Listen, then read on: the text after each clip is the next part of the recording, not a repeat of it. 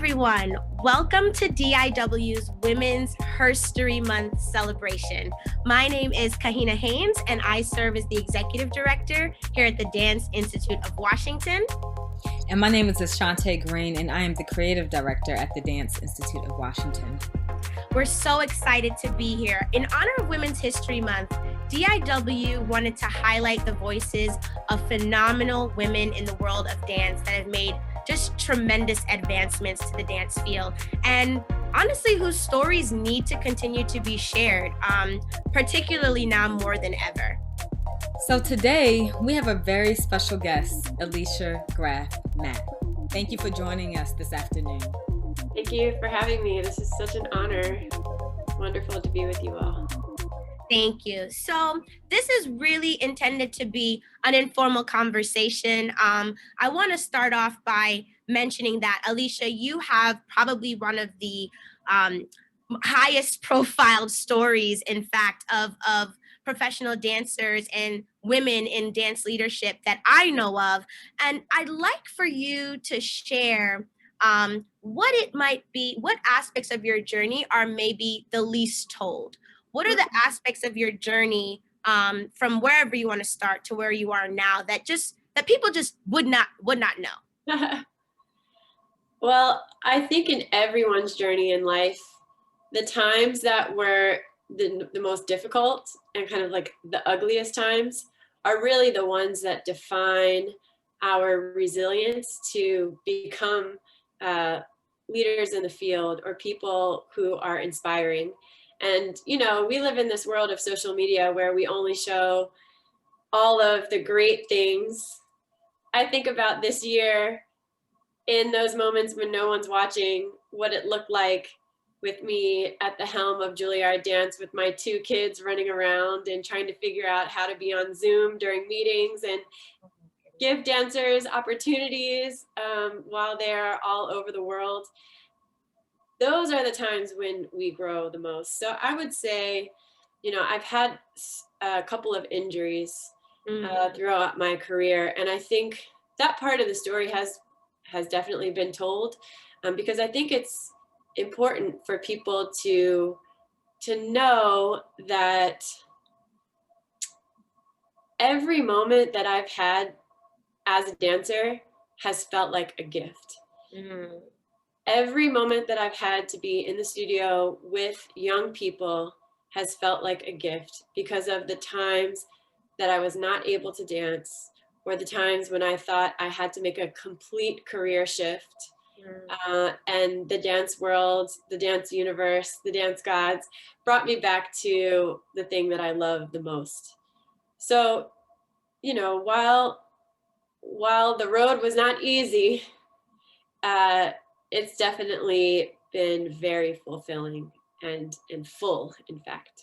Yeah, I think that's so important. And thank you for bringing that to light. I think so often we as women especially don't feel we have the permission to share those trials, right? It's this pressure to have it all together at all times, at all periods. And so kind of jumping off of that or building on what you've shared, leadership in dance, whether it's companies, whether it's heading departments, renowned universities and higher institutes of dance education, such as Juilliard, of course, it continues to be dominated by men, statistically. We know this. And so another question I had for you is, do you feel today pressures to hide or minimize your womanhood? And if so, how do you navigate those pressures? I personally, I don't feel like I've felt a pressure to navigate my gender or gender identity because all the positions that I've been able to fulfill or all the roles that I've had, I've been very honest with who I am during an audition period or an interview period, such as when I interviewed and applied for my role as the dean and director at Juilliard. And I think that the world is beginning to see that being a well-rounded, real person who can bring diversity of life, you Mm, know, as a mother, as a sister, as someone who is sensitive to um, inclusion and diversity and a sense of belonging, actually forwards an institution. And I'm so lucky to be working at the Juilliard School under the president, Damien Wetzel, and our provost, Adam Meyer, who I believe really share that vision and live in in those values. that's amazing. Amazing. Thank you. Alicia, that is truly inspiring. I'm just thinking back to when I started. So, I entered the nonprofit sector right after grad school. I received my degree in arts management, Mm-hmm. and I didn't realize that I would just be going right in and working as arts administrator to really help, Mr. Barnes' legacy, and truly honored. And I didn't realize how big of a deal that was. Just that work is just as important as the stage, right? Absolutely. Aspect. I faced a lot of challenges. I was young, and Mr. Barnes, when he was still alive, he just pulled me into meetings. I didn't really understand. Like, you want me to be in this meeting and sit? And it was just like the only female, while I walked in, I'm like, okay, I already feel that weight of just like, who's this little girl? And I felt sometimes that, because you talked about you were able to be yourself, I felt like I tried to overdo. And Mm-hmm. I'm in a position now where I realize that being yourself and being honest with yourself, that's what they really want to see, because they understand that we don't have it. People who've been doing this for years still don't have all the answers. And it was just an experience that I realized, not being so hard on myself, Right. because we are our worst critics, we say that, but it's true. And when you feel an energy, and that energy can be misleading if you don't have that tunnel vision, right? Put that block around you. So I just wanted to share like how inspiring that is, to be honest and be true to who you are. That's Yeah. very important. I mean, I think that people like Fabienne, who were so generous and who could spot talent, whether it was in a dancer or an administrator. Obviously, he saw it in you, Ashante. When things get tough like that and you feel like, oh, I'm the only one. I mean, I've had that feeling in the dance world, or in other aspects of my life. I have to remember that I am in this position for a reason. And sometimes you just have to kind of talk yourself through and give yourself that support that will allow you to really be as authentic as you can be in those spaces, in those meeting rooms where you feel, wow, I'm the only one. It's, um, but yeah. it's hard. I mean, it's hard. I definitely have given myself many a pep talk, or have said, you cannot cry in this meeting right now. Save it for later. That I have been through all of that, or things that, quite frankly, men just don't go through. Like, you've just had a baby, you're in this Right. meeting, you get upset, and you're like, oh my gosh, my body is reacting. What's happening? I feel like they don't have to deal with all of these other Yeah. uh, other things that women do have to, handle. I remember I made a social media post. It was last year. Um, Things were very busy at work, and I live in New Jersey. The Juilliard School is in New York City, in Manhattan. So I have a commute, and things just get really busy. And I felt like I was just going back and forth, trying to take care of the kids, try to make sure they have what they need, try to make sure I'm a good wife, trying to help uh, build the school and the vision that I see and that my colleagues see. And I remember I made a post on Instagram because I I thought that one of the weeks was like the school photos week at school. So I did Layla's hair and made sure she was in a cute outfit.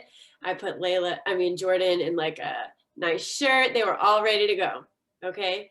So the next week I show up, and then one of the parents was like grooming her daughter as she was leaving. I was like, oh, she's so cute. Why are you doing her hair? She said, oh, today is school photos day. I said, oh, I thought it was last week. I dressed my kids up.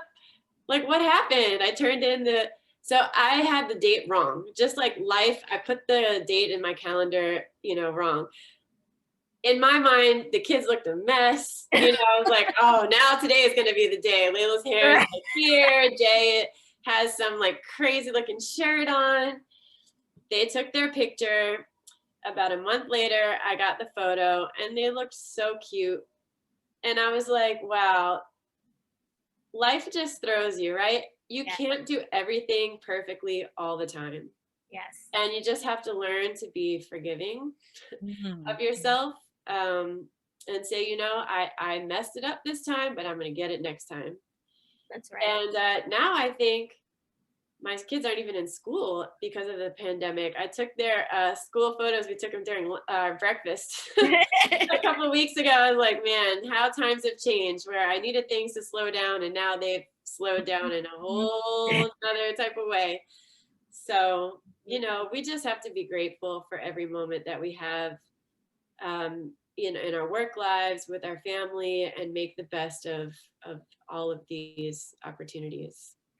I really love that that you spoke about just being gracious with ourselves, and also taking the time to be grateful, because there are some, there are pros to wearing a lot of hats, right? There's multifaceted experiences and amazing relationships, and something that, Ashante and I talk about this a lot. Like, there's this ongoing kind of joke, I think, in arts administration, where everyone's striving for balance, and I kind of say there's no balance. We're juggling, right? We're just one is up while I'm catching the other, and vice versa.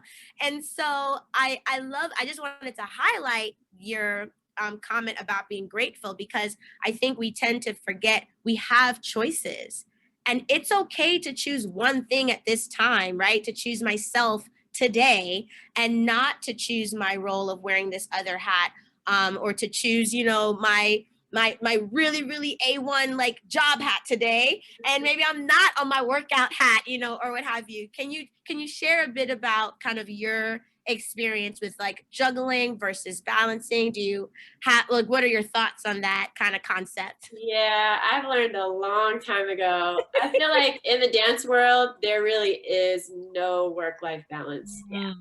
As a dancer, even if I had a day off, I would have to think, okay, I know it's a day off. I know I need to rest, and I know I need to like get outside of the studio, or even though today is a day off, tomorrow is a performance day, so I can't rest too much, Right. so that the next day feels like I have to turn the whole engine back on.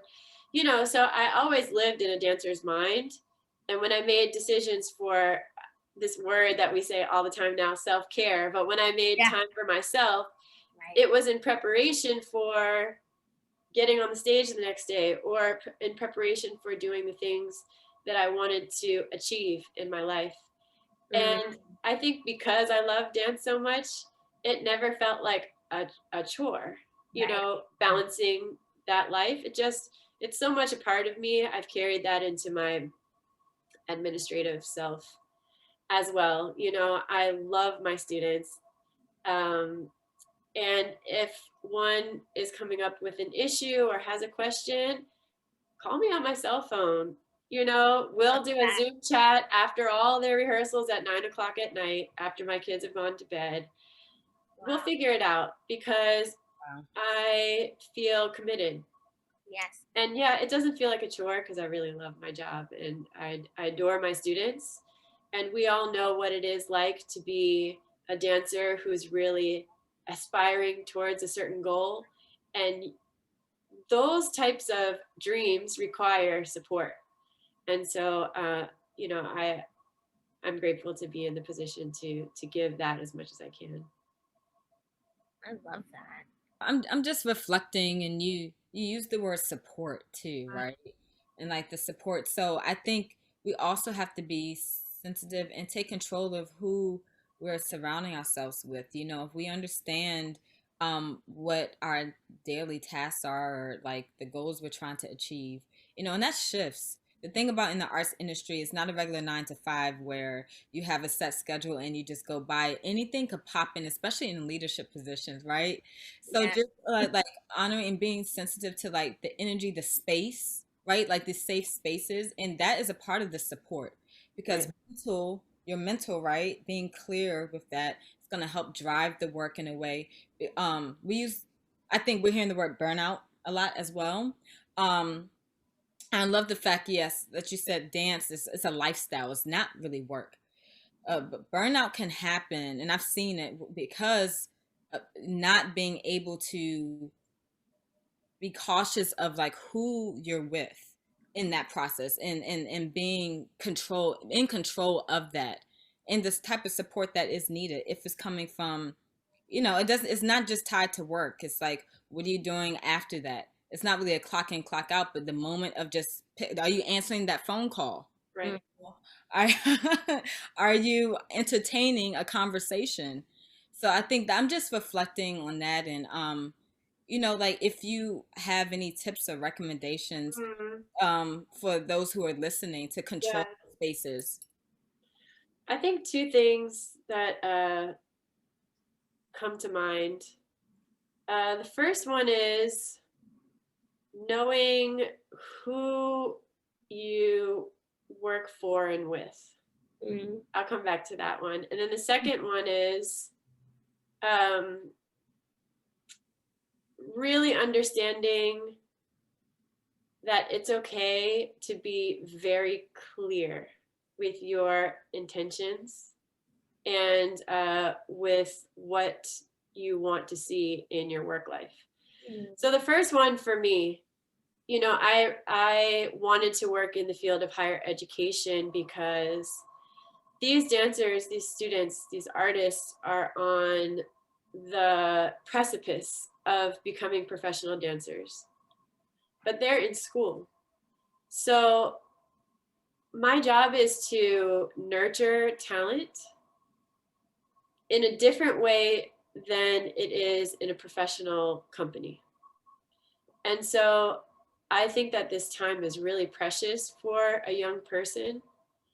And the talent level is so high at Juilliard. Really, my job is to allow that dancer to flourish so that they can receive all the information that they can. Mm. And that means creating an environment that dancers are able to also think about their mental health, Mm. their physical health, and then it allows them to be curious and to develop their artistry from a very internal place than from being told, you have to do this, you have to do that, you have to be this, you have to look like that. And of course, there are certain goals that we're striving for, but I want each dancer to become their best selves in any direction that may be. Yep. Because I think much of the dance world is looking for different types of artists. So Exactly. I don't want to graduate a cookie cutter dancer that they graduate and someone says immediately, that person must be from Juilliard. Right. I would like them to say, wow, this person is so talented in interesting. It makes sense that they come from Juilliard. Yes. But I don't want dancers to feel like they have to fit a certain mold that we are like indoctrinating. Yes. So I think that helps when I say support a dancer because my job is just to create the environment for them to grow. And then definitely during this COVID time, with the heightened awareness of Black Lives Matter and biases and stereotypes and, you know, just general racist practices, Mm. I have learned to be much more clear in my communication with people. And it doesn't even have to be about like race or politics or anything like that. If there's something that I feel like I want to move in this direction, I feel that this is the right thing to do. Even if it's a difficult conversation, it's easier just to go ahead and have the conversation. Right? There have been times in my life when I wasn't as experienced and I was younger that I would want to be nice, and think about other people's feelings and beat around the bush. And then in the end, it gave me more work and more heartache and more. And I put it on me instead of just saying, I'm trying to do the best job that I can. This is what I see. And I'm just going to tell you like it is. And I think it's so much easier that way. Maybe it's hard, sometimes it's hard to hear the words or speak the words, but as soon as they're out there, it's out there, right? Yeah. So I think those two things have helped to kind of create that space.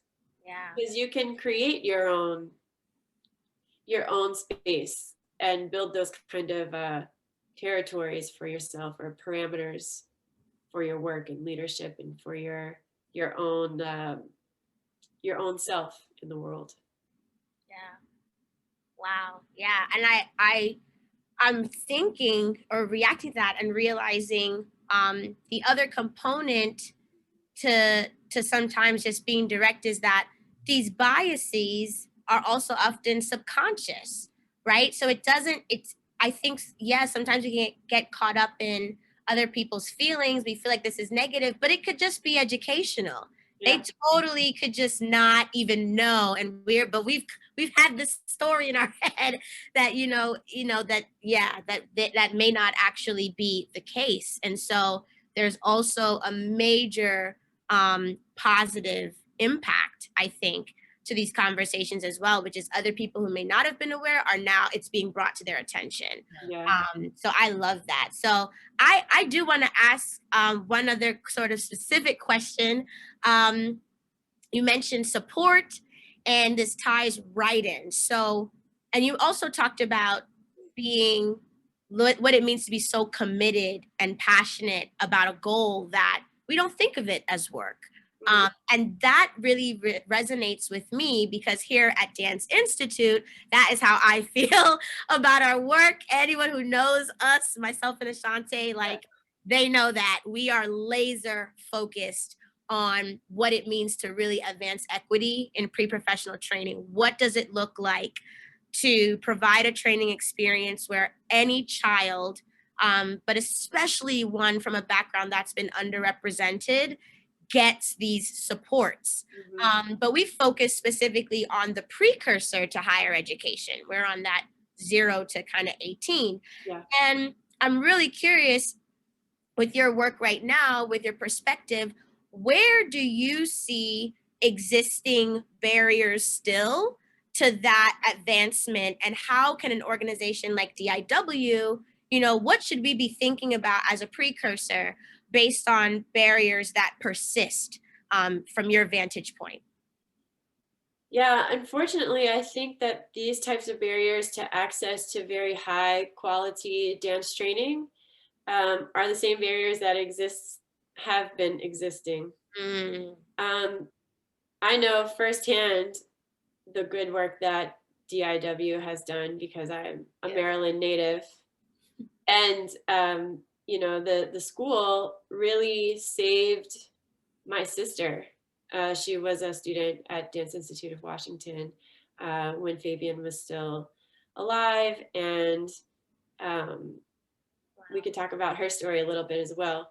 Yes. But, we at schools like Juilliard, we depend on schools like yours to provide the training, the high quality training for young people.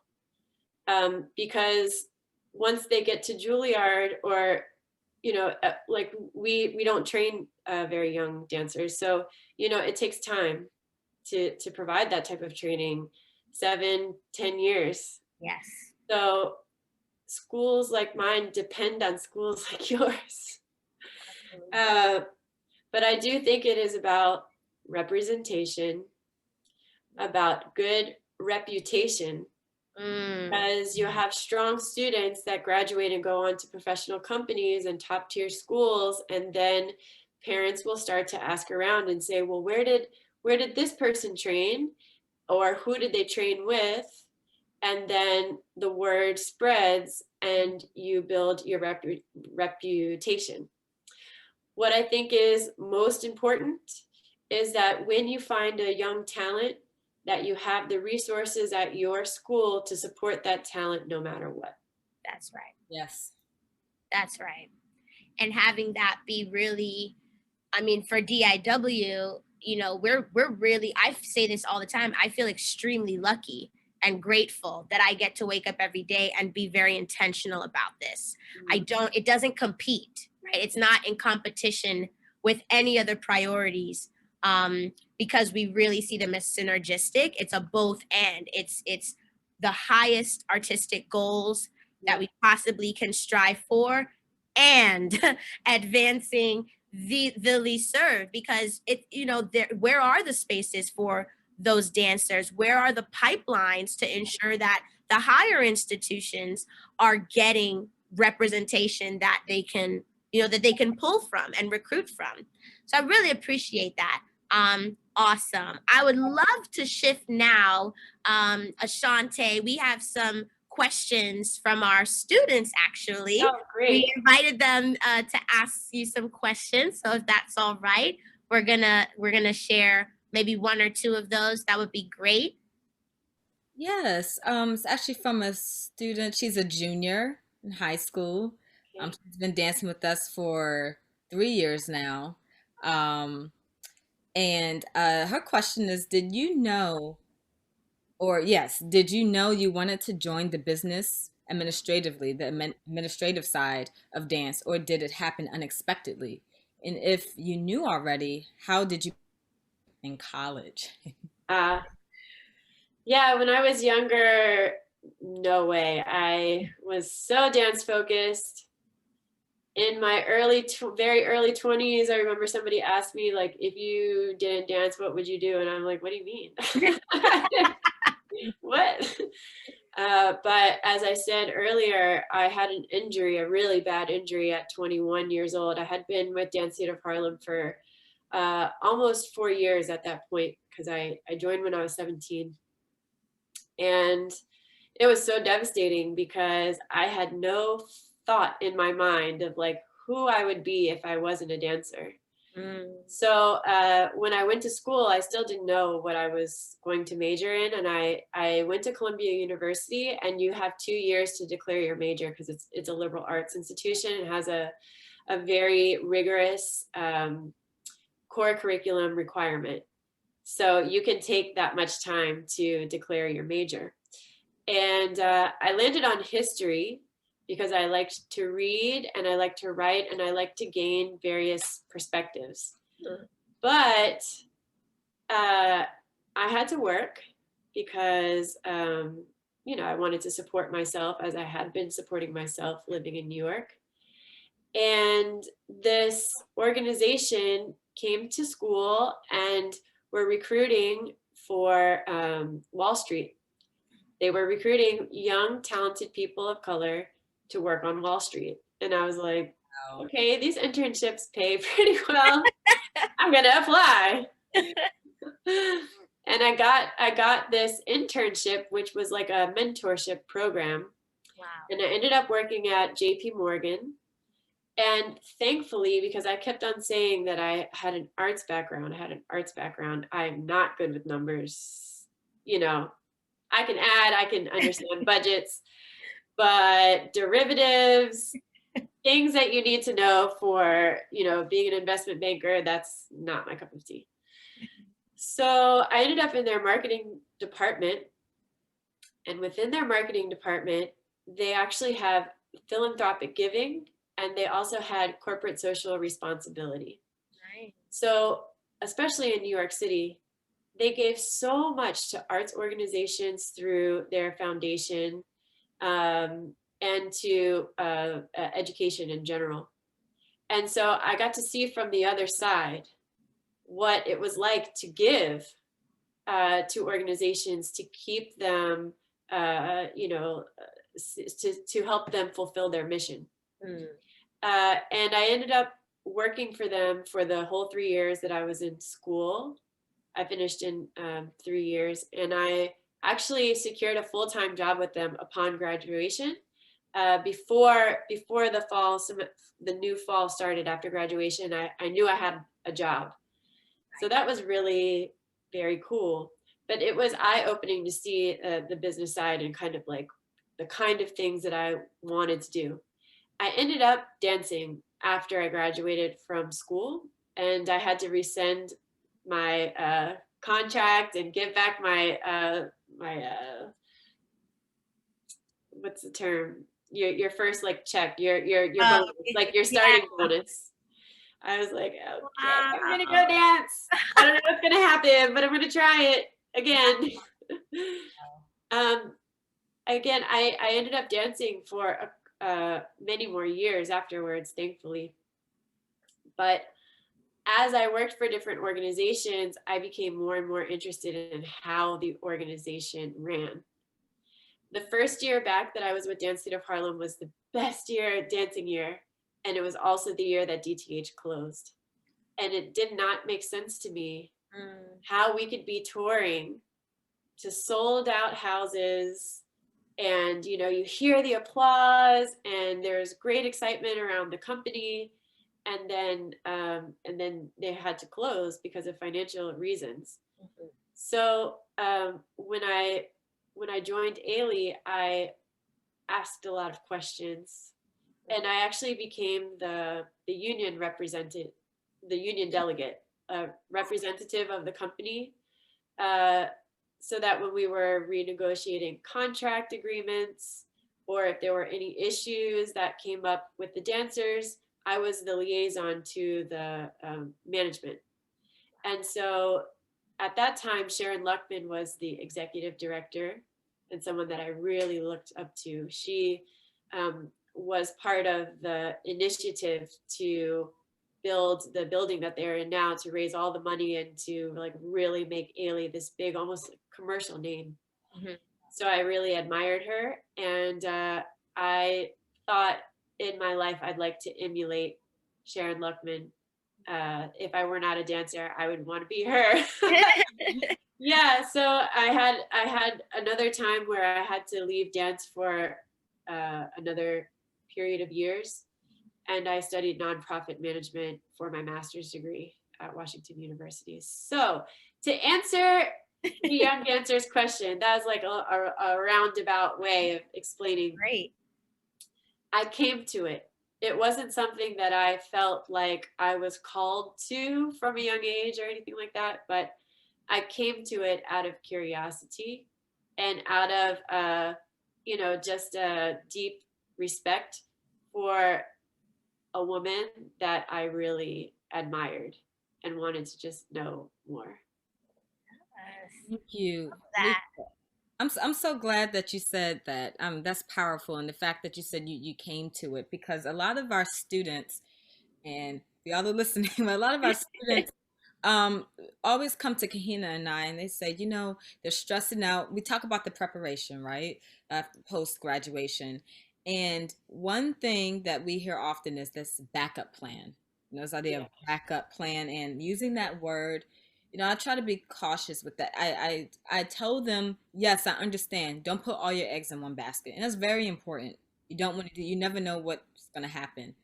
But you could kind of put yourself in a box if you think of it as a backup plan, rather than transitioning into an experience that is supporting your goals as a whole. Because then we talk about timeline, right?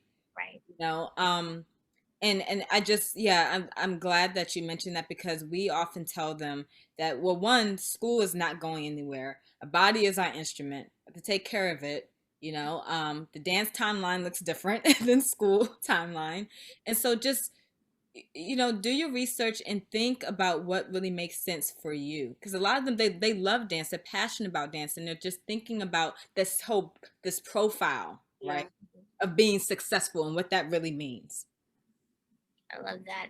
And I wanted to offer also that there is, it's such a saturated and hyper competitive industry. And again, this is a question I think really suitable with your perspective right now, because you're seeing it from so many different angles, Alicia. But what are higher institutions sort of thinking on that, right? The reality that you are preparing a number of students, but for really like one or two spots. And how do you, to exactly Ashante's point, because this is, and I'm kind of building on this second student's question, but in a nutshell, it's this idea of, well, we recognize if I only half jump, I won't make it to the other side, right? You need to put like not all your eggs, but you need to give it a whole 100% to really see what the ultimate potential is. That's How right. do you guide them on doing that strategically and safely? Yeah, it's kind of like goes all the way back to my childhood with my mother, who Right. has always said, like, in anything you do, you want to represent yourself well, you want to do your best. Mm, And she always say, do your best and God will take care of the rest. Mm, love that. And I really believe that. It seems so simple, so cliche in so many ways, but I think it's so true. If you allow yourself to dive into 4 years of study in all different facets, in ballet, in various modern techniques, in various contemporary techniques like Gaga or even hip hop, or now diving into composition for film and choreography and new media, and really use all the resources that, in this case, our school has to offer.